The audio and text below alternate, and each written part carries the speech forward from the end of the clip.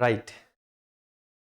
Hello everyone, once again I welcome all of you in Gateway classes. तो कैसे हैं आप सभी लोग? आई होप कि आप सभी अच्छे होंगे और आपकी पढ़ाई भी एकदम अच्छी चल रही होगी।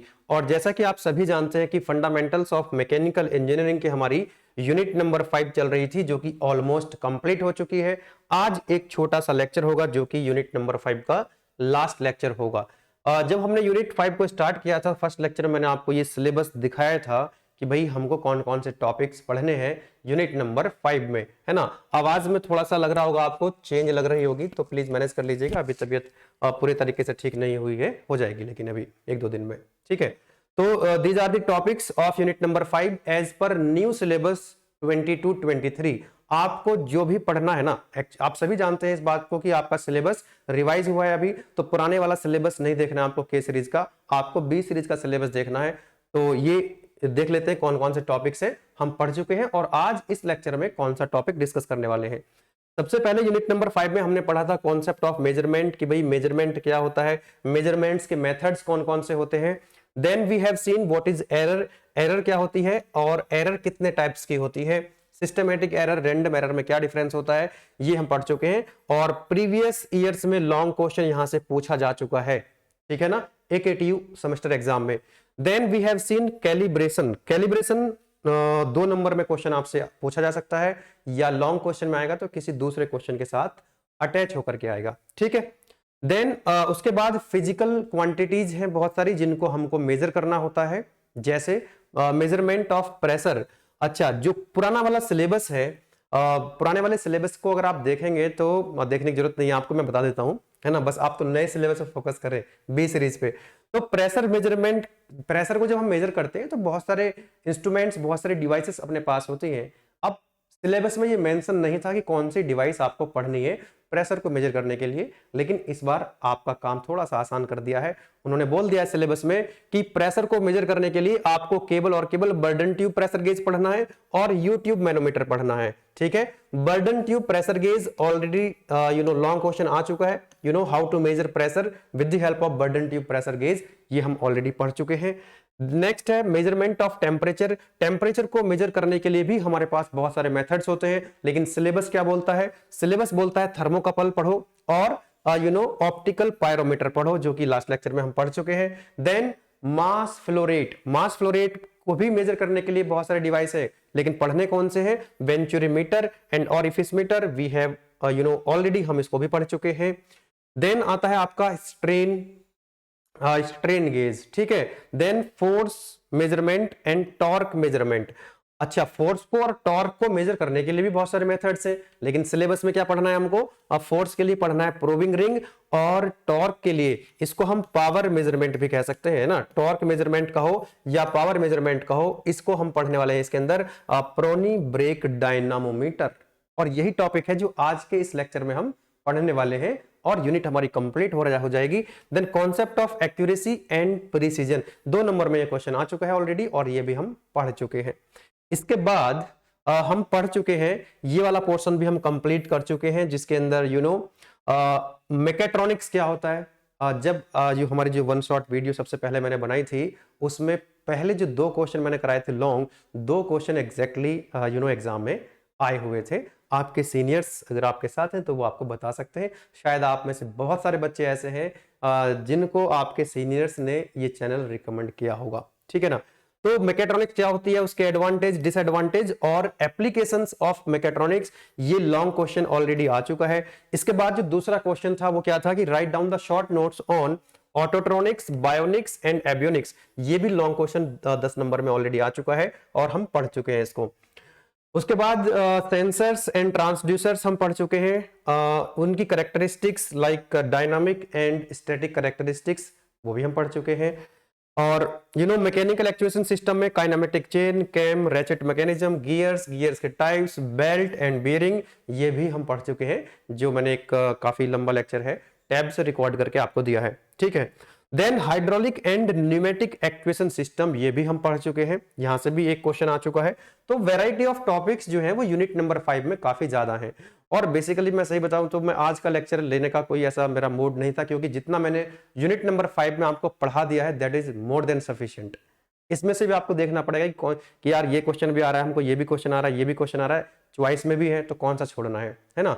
अगर आपने पूरा लेक्चर देखते हैं, सारे लेक्चर्स अगर आपने फॉलो किए हुए, तो उसी में से आपको क्वेश्चंस एग्जाम में मिल जाएंगे। ठीक है, ऐसा मेरा मानना है और अभी तक ऐसा ही हुआ है। चलो, लेकिन फिर भी बहुत सारे बच्चों का कहना था कि नहीं सर एक ओवरव्यू दे दीजिए। तो ये है हमारा आज का टॉपिक, आज का सेशन लास्ट टॉपिक है, जिसके अंदर मेजरमेंट ऑफ स्ट्रेन है। मैं नहीं पढ़ा रहा हूं इसको, आप खुद देख लीजिएगा, छोड़ भी सकते हैं, कोई दिक्कत नहीं है। मैं आपको ओवरव्यू दे रहा हूं, वो भी कहने पर बहुत सारे बच्चे कह रहे थे कि सर थोड़ा सा ओवरव्यू दे दीजिए, कोई दिक्कत वाली बात नहीं है। ठीक है, तो मेजरमेंट ऑफ फोर्स और मेजरमेंट ऑफ टॉर्क ये हम पढ़ने वाले हैं। चलिए, तो पहले देख लेते हैं मेजरमेंट ऑफ फोर्स की बात करेंगे, प्रोबिंग रिंग की बात करेंगे। जैसा कि मैंने आपको बताया भी कि भाई फोर्स को मेजर करने के लिए हमारे पास नंबर ऑफ मेथड्स हैं, लेकिन सिलेबस के हिसाब से हमको क्या पढ़ना है, प्रोबिंग रिंग। तो यहां पर नाम से पता लग रहा है मेथड के, जो प्रोबिंग रिंग है ना, तो यहां पर जो इसका कंस्ट्रक्शन है आप देख सकते हैं, एक रिंग बनी हुई है। ठीक है, तो पहली लाइन में देखो लिखा हुआ है, the probing ring is a device which is used to measure the force. ये जो प्रोबिंग रिंग है, ये फोर्स को मेजर करने का काम करती है। It consist of N elastic ring, है ना, यहां पर आप देख सकते हैं इलास्टिक रिंग इसके अंदर है। ठीक है, बोलो यस और नो। ओके, अब देखो और इसका कंस्ट्रक्शन किस तरह का है, क्या आपको लिख करके आना है एग्जाम में। यहां पर आप देख सकते हैं, यहां पर कुछ बॉस हैं, यहां पर आप देखेंगे एक बॉस, दूसरा बॉस, तीसरा बॉस, है ना, फोर्थ बॉस। तो ये ऊपर है, अपर बॉस बोलेंगे इनको, और ये क्या होंगे, लोअर बॉस बोलेंगे इनको। ठीक है ना, अब अपर में भी दो है ना, अपर बॉस में भी कितने हैं, दो है। एक तो ये वाला है, क्योंकि ये जो बॉस है ये इस रिंग के बाहर है, आउटसाइड है, इसलिए इसको बोला एक्सटर्नल बॉस, अपर एक्सटर्नल बॉस। अब ये वाला जो बॉस है ये तो रिंग के अंदर है, तो इसलिए बोला इसको अपर इंटरनल बॉस। यहां पर आप देखो ये लोअर है दोनों, लेकिन ये वाला जो बॉस है ये इनसाइड द रिंग है, इसलिए इसको बोला इंटरनल बॉस। ये बाहर है, आउटर है, तो इसको बोला हमने लोअर एक्सटर्नल बॉस, क्योंकि ये रिंग के बाहर है। ठीक है, इतनी बात समझ में आई। नाउ इसके बाद आप देखेंगे यहां पे एक ये लगी हुई है रीड रॉड, यहां पे रीड लगी रहती है, यहां पर देख सकते हैं आप, और यहां पर एक माइक्रोमीटर स्क्रू लगा रहता है, इसको हम एडजस्ट कर सकते हैं। और ग्रेजुएटेड माइक्रोमीटर, यानी कि होगा क्या, यहां पे जब हम फोर्स एक्चुअली हमको मेजर करना है, क्या मेजर करना है हमको, यहां से फोर्स को मेजर करना है। फॉर एग्जांपल, जैसे अगर इस रिंग पे ऐसे हम फोर्स लगा दें इस तरह से, ये कंप्रेसिव फोर्स है, आप इस पे ऐसे फोर्स लगा सकते हैं, टेंसाइल फोर्स लगा सकते हैं। जैसे यहां पर देखो, ये मान लो कोई रिंग है, मैंने इस पे कंप्रेसिव फोर्स लगा दिया F ऐसे, और इधर से भी F लगा दिया, तो क्या होगा, ये इस तरह से इसकी शेप ऐसी हो जाएगी लाइक दिस, क्योंकि मैंने कंप्रेसिव फोर्स लगाया है। दूसरा आप ये कह सकते हैं कि अगर टेंसाइल फोर्स अगर ऐसा लगा दें तो ये रिंग कैसी हो जाएगी, इस तरह से हो जाएगी। मतलब या तो ये कंप्रेसिव फोर्स लगाओगे तो ऐसे फैल जाएगी, अगर टेंसाइल फोर्स लगाओगे तो ऐसे खिंच जाएगी। ये बोलो यस और नो। अल्टीमेटली यहां पर जो रिंग है उसका डायमीटर चेंज हो जाएगा, वो डिफ्लेक्ट हो जाएगी। अब ये जो यहाँ पे ये डायमीटर चेंज हो रहा है, इस डायमीटर को हमने मेजर करना है, इस डायमीटर को ही क्या करना है, हमको मेजर करना है। ये जो रिंग के ऊपर आप एक्चुअली आपको फोर्स मेजर करना है, बोलो यस और नो। आपको क्या करना है, फोर्स मेजर करना है। क्या मेजर करना है आपको, फोर्स मेजर करना है with the help of probing ring. तो ये जो डायमीटर आपको रिंग का पहले से ही पता है, आप इस पे टेंसाइल फोर्स लगाओ या कंप्रेसिव फोर्स लगाओ तो इस रिंग की क्या होगी, शेप चेंज होगी, मतलब इसका डायमीटर चेंज होगा। अब उस डायमीटर को हमने क्या करना है, रिकॉर्ड करना है, उस डायमीटर को हमने मेजर करना है। उसको कैसे मेजर करोगे, तो यहां पे माइक्रोमीटर स्क्रू लगा हुआ है, ग्रेजुएटेड माइक्रोमीटर लगा हुआ है, इस माइक्रोमीटर की हेल्प से हम इसका डायमीटर मेजर कर सकते हैं। ठीक है ना, एक बार पढ़ो जरा मेरे साथ क्या लिखा हुआ है यहाँ पे कि भाई probing rings come in variety of size, अलग अलग साइज में ये प्रोबिंग रिंग आपको मिल जाती है। And probing rings can be design to measure either compression और टेंशन फोर्स, जैसे कि मैंने बोला आपको कि इससे हम कंप्रेस, क्योंकि फोर्स को मेजर करना है और फोर्स टेंसाइल नेचर का भी हो सकता है, कंप्रेसिव नेचर का भी हो सकता है, दोनों फोर्स को हम इस मेथड की हेल्प से मेजर कर सकते हैं। अब देखो इसका जो कंस्ट्रक्शन मैंने आपको जो बताया अभी कि the probing ring consist of two main elements, एक तो इटसेल्फ यानी कि रिंग जिसका डायमीटर हमको पता होता है, और डायमीटर मेजरिंग सिस्टम यहां पर जो लगा हुआ है ये, this is the diameter measuring system. इस माइक्रोमीटर की हेल्प से हम क्या कर सकते हैं, इस रिंग का जो डायमीटर चेंज होगा उसको हम मेजर कर सकते हैं। आगे देखो, the forces are applied to the ring through the external boss. यहां पर देखा आपने, ये एक्सटर्नल बॉस है, यहां एक्सटर्नल बॉस है, तो यहां पर हम क्या लगाएंगे, फोर्स अप्लाई करेंगे। फॉर एग्जांपल कंप्रेसिव फोर्स हमने लगा दिया ऐसे, लाइक दिस, है ना, ये फोर्स हमने लगा दिया, वही चीज लिखी है, the forces are applied to the ring through the external bosses. ठीक है, the resulting change in the diameter, भाई जैसे आप फोर्स लगाओगे तो इस रिंग का तो डायमीटर चेंज हो जाएगा, इस जब डायमीटर का जब रिंग चेंज होगा तो उसको हम मेजर कर सकते हैं। The resulting change in diameter refer to the deflection of the ring, भाई डायमीटर चेंज हो रहा है मतलब डिफ्लेक्शन इसके अंदर आ रहा है। ठीक है, नाउ इसको मेजर कर लिया with the help of micrometer screw and vibrating reed mounted diametrically within the ring. ये जो आपका लगा हुआ है माइक्रोमीटर स्क्रू, है ना, और यहां पर एक रीड लगी हुई है ना, वाइब्रेटिंग रीड, ये जो रीड लगी हुई है ये वाइब्रेट करती है, तो इसके हेल्प से हमने क्या करा, इस रिंग का डायमीटर चेंज हो रहा है, डायमीटर चेंज हो रहा है यानी कि डिफ्लेक्शन आ रहा है, और उसको हम मेजर कर लेते हैं इस मेजरिंग सिस्टम की हेल्प से। अगर आपने डिफ्लेक्शन को मेजर कर लिया, वो जो डिफ्लेक्शन होता है that is calibrated with force. आप डिफ्लेक्शन को अगर आप मेजर कर रहे हो, इसका मतलब आप फोर्स को मेजर कर लोगे, जितना डिफ्लेक्शन ज्यादा होगा इसका मतलब उतना ही फोर्स ज्यादा होगा। यहां पर आप देख सकते हैं लिखा हुआ है, इसको मैं यही बता देता हूं आपको।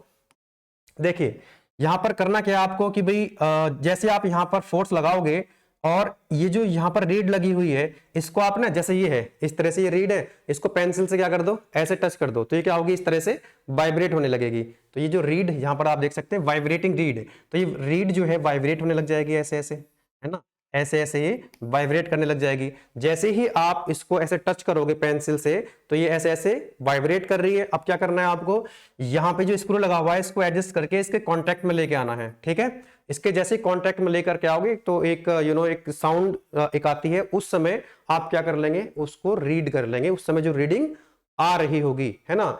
और जो आप डिफ्लेक्शन यानी कि इसका जो डायमीटर चेंज हुआ है जैसे ही आप उसको मेजर करोगे, और मैंने आपको बोला, पहले भी बताया मैंने आपको ये, जब हम लोग बात कर रहे थे मेजरमेंट के मेथड्स की, ठीक है ना, सिंगल कन्वर्जन, डबल कन्वर्जन, याद करो लेक्चर नंबर 2 में मैंने आपको ये समझाया था।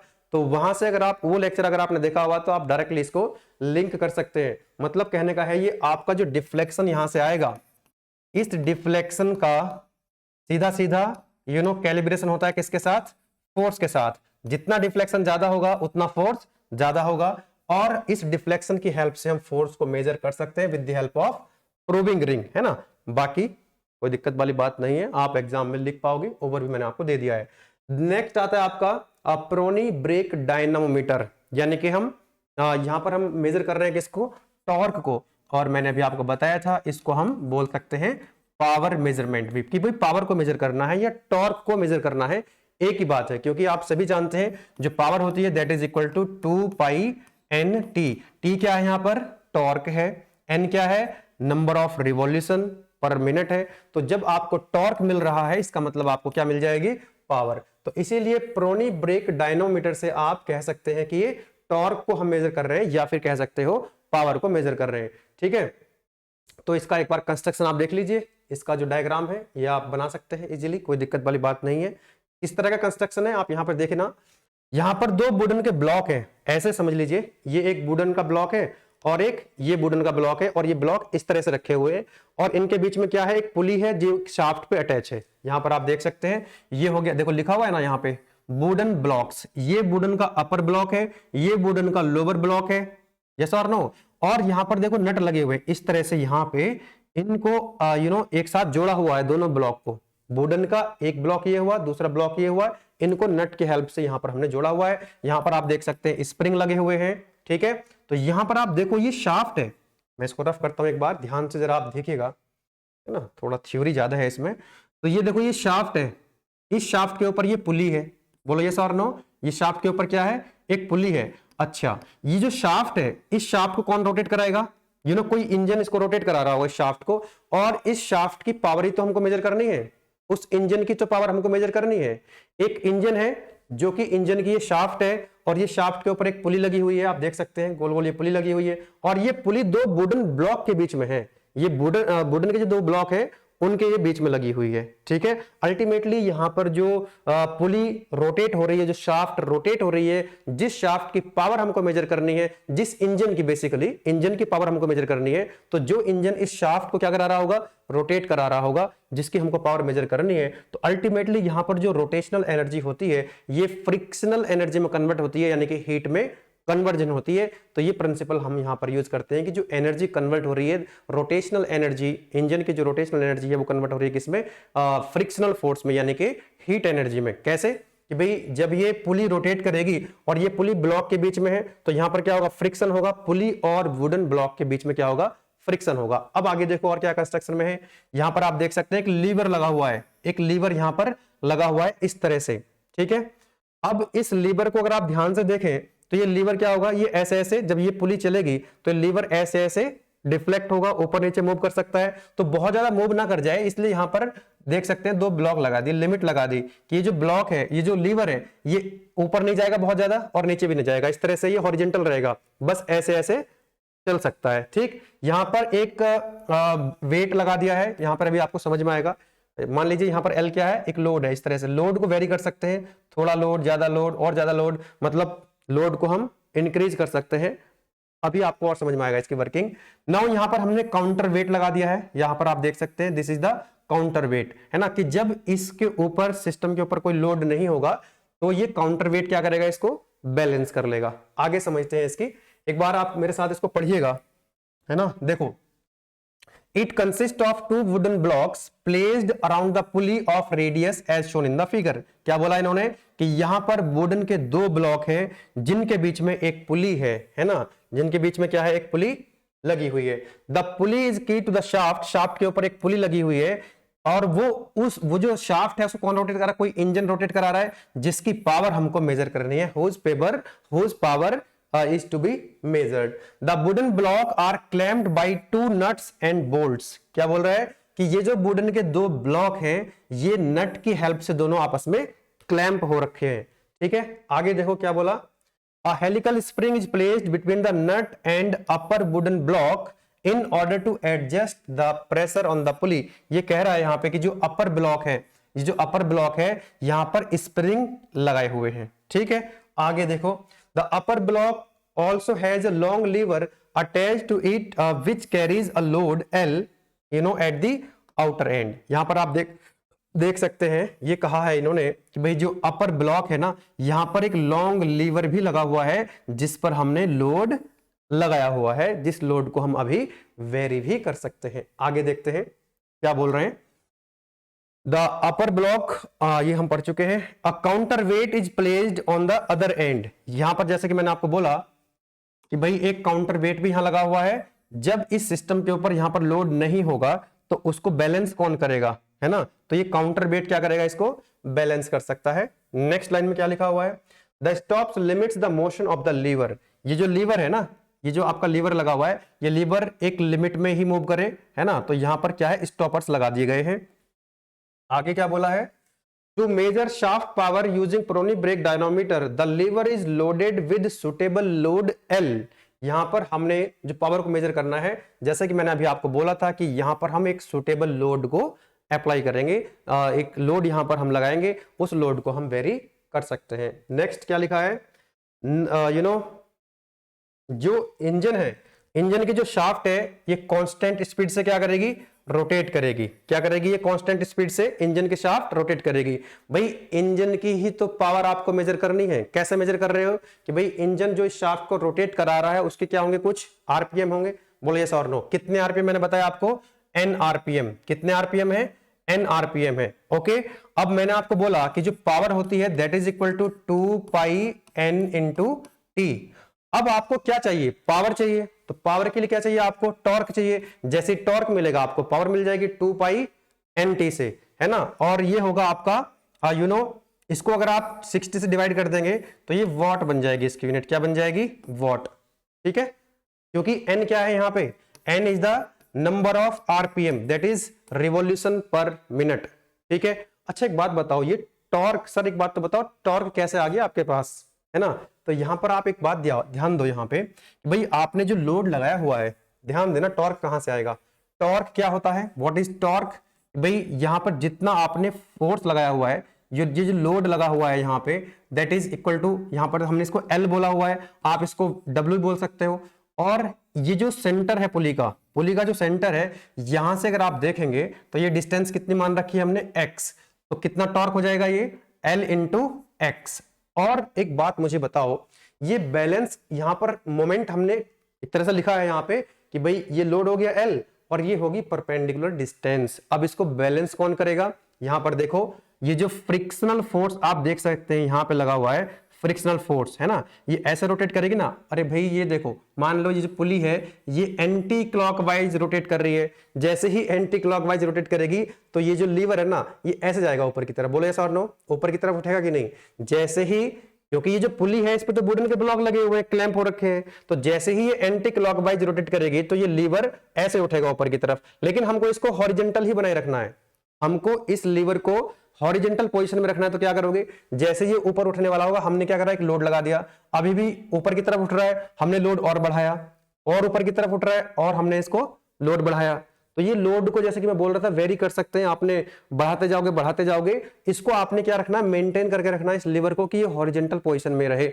अब ये क्या है कि आपका जो पुली है, इंजन की जो शाफ्ट है वो रोटेट कर रही है कांस्टेंट स्पीड से, ठीक है ना। कैसे रोटेट कर रही है, कांस्टेंट स्पीड से, यानी कि उसके कुछ आरपीएम है, ये आरपीएम आप नोट कर सकते हो उस समय। बोलो यस और नो। आरपीएम अगर आपको मिल जाएंगे तो अब आप मुझे बताओ, आपको तो टॉर्क की जरूरत है। टॉर्क कहां से आएगा, टॉर्क कहां से आएगा, तो यहां से आएगा torque. T is equal to कि भाई आपने कितना लोड अप्लाई किया L, और इस पुली यहां तक की डिस्टेंस कितनी है, दैट इज x।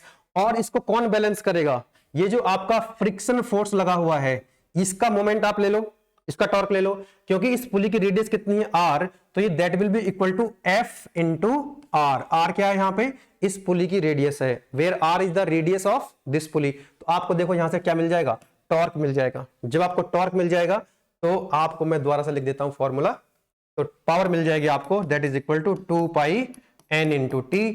एन आप यहां से मेजर कर सकते हो, टॉर्क आपको यहां से मिल जाएगा। तो और इसको हम वॉट में कब लिख पाएंगे, जब आप इसको 60 से डिवाइड करोगे, क्योंकि n जो है वो आरपीएम है, n is what, revolution per minute, RPM, ठीक है। तो इस तरह से हम टॉर्क मेजर कर सकते हैं। टॉर्क यानी कि हम पावर मेजर कर सकते हैं। 2 पाई NT ओवर 60 से जो पावर आएगी वो कितने में आ जाएगी, वॉट में आ जाएगी। इसको आप 1000 से डिवाइड कर दोगे तो ये किलोवाट बन जाएगी। वॉट ना होकर क्या बोल सकते हो, किलोवाट आप बोल सकते हो। तो ये फॉर्मूला हमने यहां पर लिख भी दिया है ना। P is equal to, power क्या होती है बेसिकली, रेट ऑफ वर्क है ना, T into 2 pi into n upon 60 है ना, वही चीज लिखी है ना, 2 पाई NT ओवर 60। 1000 से डिवाइड कर दोगे तो ये किलोवाट बन जाएगा। तो ये बहुत ही छोटा सा बेसिक सा एक बोरिंग टाइप का टॉपिक था, बोरिंग टाइप कह सकते हैं, ठीक है ना। तो मेरे को यूनिट कंप्लीट करानी थी, मेरा मन नहीं था, लेकिन बच्चों ने बोला कि सर थोड़ा सा ओवरव्यू दे दो, कोई दिक्कत वाली बात नहीं है ना। तो चलिए मैंने भी अपनी साइड से कंप्लीट कर दी है यूनिट नंबर 5। और क्योंकि बहुत सारे बच्चों की डिमांड आ रही थी वन शॉट वीडियो की, तबीयत थोड़ा डाउन हो रखी थी पिछले 8-10 दिन से, तो बहुत लोड भी काफ़ी था, तो वीडियो नहीं बन पा रही थी, ठीक है ना। अब कोशिश करेंगे, तबीयत भी ठीक होने लग रही है, 1-2 दिन में आई थिंक अच्छे तरीके से एकदम एनर्जी आ जाएगी। और उसके बाद हम बहुत जल्दी वन शॉट वीडियो, जिसकी डिमांड बहुत सारे बच्चे कर रहे हैं, कोशिश करेंगे कि बाकी सब्जेक्ट्स के भी कराई जाए, लेकिन फंडामेंटल्स ऑफ मैकेनिकल इंजीनियरिंग की 5 यूनिट की वन शॉट वीडियो आपको मिल जाएंगी। 1-2 बच्चों की ये भी शिकायत थी कि जो मैंने जो मैकेट्रॉनिक्स वाला पार्ट है वो टैब से बना करके डाल दिया है, तो मज़ा नहीं आया लेक्चर में। मुझे खुद फील हो रहा था कि मतलब होता ना, लेक्चर लेने के बाद एक फील आता है कि हाँ मैंने बहुत अच्छा डिलीवर किया लेक्चर, मुझे खुद नहीं फील आ रहा था। तो बहुत सारे बच्चों को तो मतलब अच्छा ही लगा है वो, लेकिन 1-2 बच्चों को अच्छा नहीं लगा। लेकिन मैं चाहता हूं कि आप कमेंट में जो भी आपका एक्चुअल फीडबैक हुआ करे वो लिखें, तभी तो हम लोग भी इंप्रूव कर पाएंगे ना। क्योंकि परफेक्ट तो कोई नहीं होता है इस दुनिया में, कहीं ना कहीं 1% 2% कमी रह जाती है। तो कोशिश करेंगे जब हम वन शॉट वीडियो बनाएंगे, जो 1-2% कमी रह गई है यूनिट नंबर 5 में, उसको भी हम पूरा करें, ठीक है। तो बहुत ही एनर्जी के साथ, बहुत ही शानदार तरीके से वन शॉट वीडियो का जो सीरीज है वो आ रहा है। अगले 18-20 दिन आपके पास बचे हुए हैं, इनको हम इफेक्टिवली यूटिलाइज करेंगे। बाकी तो जितने भी सब्जेक्ट्स हैं एप्लीकेशन के अंदर, यूट्यूब के अंदर, वो कंप्लीट हो ही गए हैं, है ना। कुछ कोर्सेस यूट्यूब में है, कुछ कोर्सेस हमारे एप्लीकेशन में है, ठीक है जी। तो आप लोग भी जी जान से पढ़ना स्टार्ट कर दीजिए, क्योंकि ये पीक टाइम चल रहा है पढ़ाई करने का। ठीक है ना, अभी भी आपके पास 15 से 20 दिन जो बचे हुए हैं, अगर आप थोड़ा सा भी सीरियस हो जाएंगे तो मुझे लगता है कि बड़े आराम से आप अच्छे नंबर ला सकते हैं। चलिए फिर मिलते हैं नेक्स्ट। और यूनिट कौन सी स्टार्ट करी जाए वन शॉट वीडियो के लिए, है ना? 1 2 3 4 5, है ना? 1 से लेकर के 5 तक चले, यस और नो? तो आप कमेंट बॉक्स में बता देते हैं। मेरा मन तो ये है कि यूनिट 1 का वन शॉट वीडियो, फिर 2 3 4 पूरा एकदम सीरियल मेंटेन करें। जहां 1-2% किसी भी यूनिट में कमी रह गई होगी तो वन शॉट वीडियो के माध्यम से हम उसको पूरा करेंगे। चलिए, thank you so much, thank you.